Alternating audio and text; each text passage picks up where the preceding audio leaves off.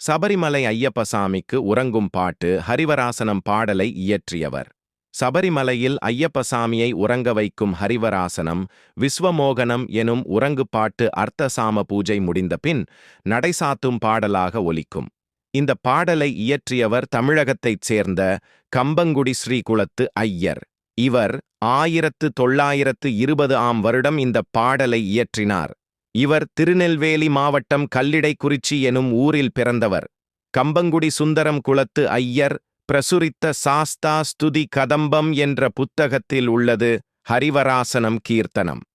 இவர் ஹரிவராசனம் பாடலை ஐயப்பசாமியை தரிசிக்கும்போது எழுதினார்.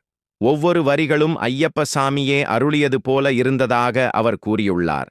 இவரது முன்னோர்கள் மிகவும் கஷ்டப்பட்டாலும் இவர்களது வீட்டின் வழியாக போவோர் வருவோருக்கும் இல்லாதவர்களுக்கும் உணவளித்து வரும் பழக்கத்தை கடைபிடித்து வந்தனர். அப்படி வருகின்றவர்களுக்கு வீட்டில் இருக்கும் கம்பு தானியத்தை கூழாக செய்து உணவளித்தனர். அதனால்தான் அவர்களது குடும்பம் கம்பங்குடி என அழைக்கப்பட்டது. அந்த பூர்வீகமான குடும்பத்தில் பிறந்தவர்தான் ஹரிவராசனம் பாடலை இயற்றிய கம்பங்குடி ஸ்ரீகுலத்து ஐயர்.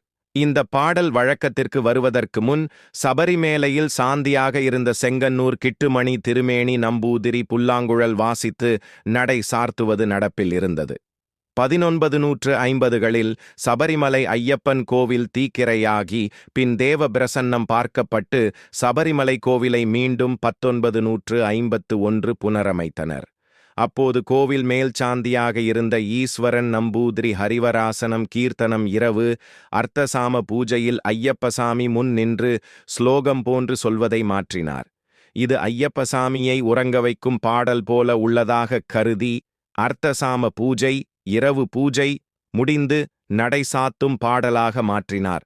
மேல் சாந்தியாக இருந்த ஈஸ்வரன் மற்றும் கோவில் ஊழியர்களும் ஹரிவராசனம் பாட ஆரம்பித்த வழக்கம் ஏசுதாஸின் இனிய குரலில் இந்த பாடல் வெளிவந்த பிறகு அந்த இசைத்தட்டை இசைப்பதாக மாறியது. கே.ஜே. ஏசுதாஸ் 1975 ஆண்டு தமிழ் மலையாளம் மொழிகளில் வெளிவந்த சுவாமி ஐயப்பன் திரைப்படத்தில் முதன்முறையாக இந்த பாடலை பாடினார். அதற்கு தேவராஜன் என்பவர் இசையமைத்தார்.